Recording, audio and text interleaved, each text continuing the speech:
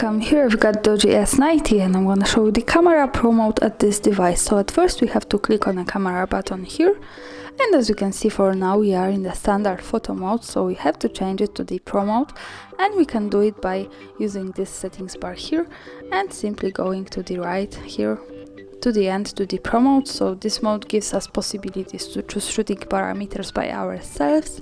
This is useful when we want to improve our photographic skills and making experiments. And as you can see we have this settings bar, so let's see what we've got here.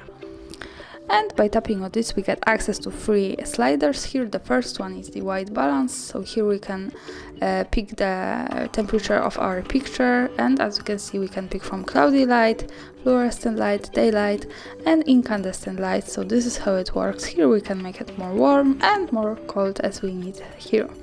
The next one button here is the ISO, so here we can control the camera's sensitivity to light, and also we have pretty wide spectrum from 100 of ISO to 1600, so this is useful also. And the last one here is the exposure compensation, so here also we can control the light of our picture, and by using this slider we can make it just more bright or more dark as we need. This is how it works. And for now I'm going to take a picture.